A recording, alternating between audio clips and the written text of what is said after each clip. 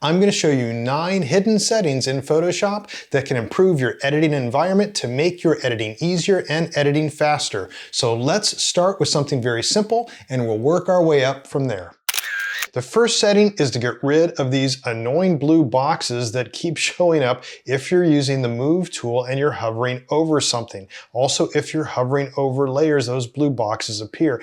And when you've got a lot of layers, like in this particular one, it can get highly annoying and just isn't needed for most of my editing. I like to get rid of this. And I use the Move tool a lot, not necessarily just to move things, but using the Move tool, then I can use keyboard keystrokes to change the opacity of a given layer.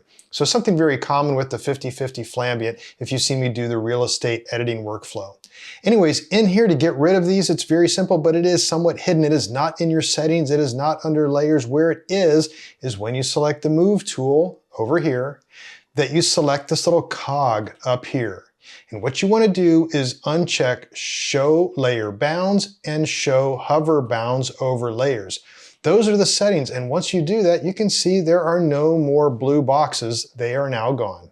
Now the next settings are some of my favorites for really improving the editing environment in Photoshop, but before getting to that, I did want to mention that there are a lot of other settings in Photoshop and also Lightroom Classic that really improve the editing workflow if you're doing real estate photography. And that's some of what I cover in my course on expert editing for real estate photography, and I have a link to that course down in the description of this video, as well as my other courses on real estate photography and my books as well. The next setting, which can drive you batty, it does me, is known as spring-loaded tool shortcuts. And what happens is, if you were to go back and forth between, let's say, the zoom tool or the brush tool or the quick selection tool, most of the time it works fairly well, but if Photoshop is saving or it's doing some other process, sometimes it thinks it needs to do these spring-loaded keystrokes. And what that means is you think you've selected the zoom tool, but you haven't. So if you've ever run across this, or you think you might, you want to change this. And the way to do that is you want to go to your preferences. Now here on Windows, that would be under Edit and under Preferences. And if you're on a Mac, then that would be under your Photoshop menu. But when you do that, you want to select Tools. And then when you are in Tools, there's a little checkbox down here that says Spring-Loaded Tool Shortcuts. Just uncheck that and press OK, and all is good to go. The next tip, which can get highly annoying, is if you get over here and you don't just do a mouse over, but all of a sudden you get these big, huge things. These are known as rich tool tips that describe exactly what every tool does, and they just take a lot of time to display, especially if Photoshop's busy doing something and you're trying to select a tool real fast. So let's get rid of those. Once again, let's go back into our tool preferences. We'll go to Preferences, we'll go to Tools, and here we have two options, Show Tooltips, and those are the little yellow ones, just like that shows up. But rich tooltips are the big old windows that we'd see over the tools, so we'll just uncheck that, we'll say OK, and now when we hover over this, we don't get those annoying big huge windows, we get just the standard little tooltip.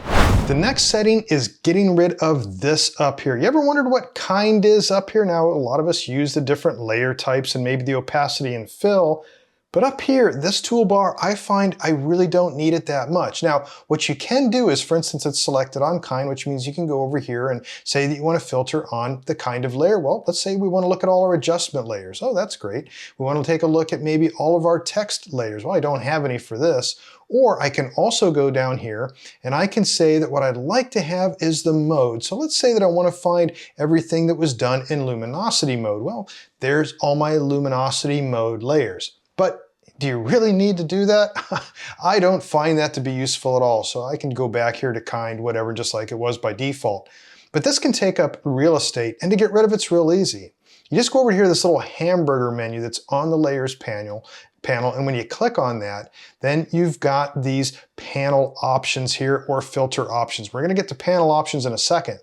When you go to filter options, you can just say to hide, and when you do, it just completely goes away.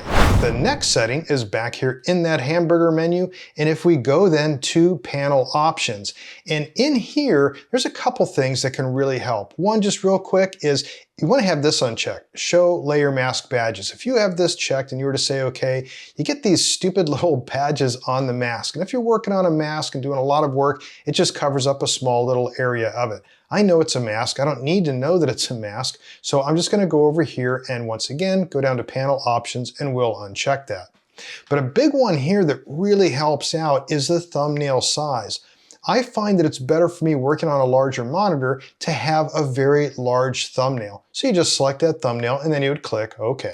The next one is when it comes to zooming. So if you were to zoom, let's say I did a Control 0 or Command 0 on a Mac, that fills it. I could do Control 1 and that gives me everything. If I go back here to Control 0, so it's filling that space. If I do then Control minus, I'm zooming out, but look how much it zoomed out. Control plus zooms in, but it's doing it in large increments. So there's a better way to control this if you use the zoom tool. So you can press Z on your keyboard or select the zoom tool over here. And what you want to have is this little checkbox up here checked that says scrubby zoom.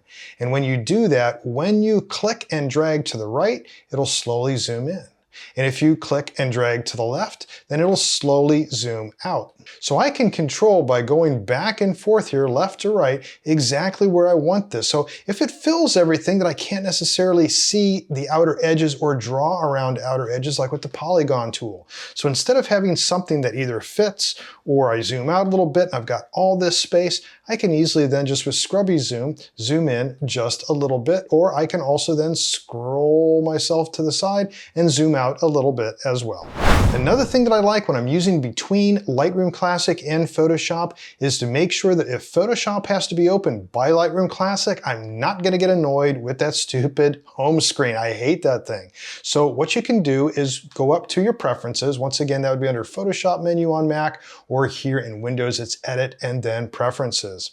And here we just want to go to General Preferences. And one of the options here is this Auto Show the home screen. So that's usually checked by default. When you install Photoshop, just uncheck it, and then you don't have to worry about that home screen popping up every time Photoshop opens.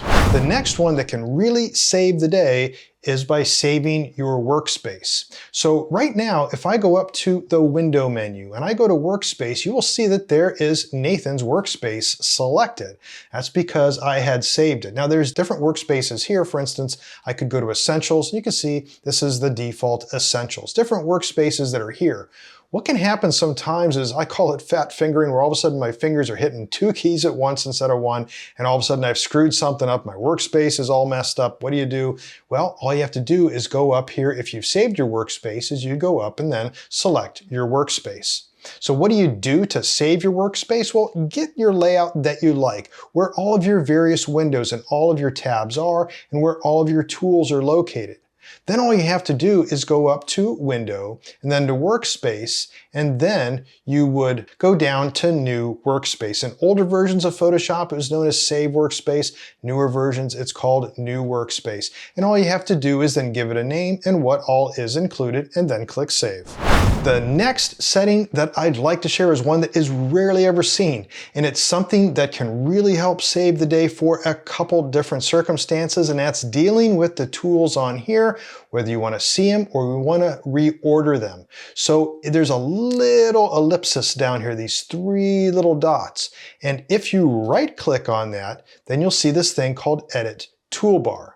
So when you click that, you'll get this dialog, and this is where you can do a number of different things. Some of what you can do in here is you can assign a shortcut key. For instance, the Move tool has V associated with it. The Marquee tools have M associated with it.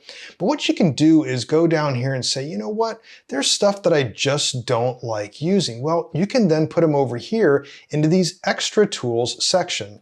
So let's say, for instance, that you didn't use the frame tool, which goes back to the olden golden days of Photoshop. You don't want that. Just move that over here. And you'll see it immediately went away over on this side. It was this little icon. I could bring it back over here, and I could also then decide where it goes here. I put it right below the crop tool. Now let's say that I wanted it down below all these, the eyedropper tool. Well, it just moved it down over there. So with this window here, I'm able to move things around. I can set up my workspace as I want to what tools to show, in what order to show, and what other keyboard shortcuts I want with that. For instance, the blur tool right now has no keyboard key assigned to it, and for a good reason. I don't think anybody uses the blur, sharpen, or smudge tool anymore. That stuff goes back to like 1990. So in this case too, if you didn't want these, you can just drag this over here. Let's get rid of that. Let's get rid of the sharpen tool. And you notice all that's left is the smudge tool over here. Well, let's get rid of the smudge tool, and now we've got more real estate over here on what we want to use. You also don't like the adjustment brush tool, just move it over there. And look, you've got all the room over here that you want to then have your workspace customized the way that you feel it would work best for you when doing editing here in Photoshop.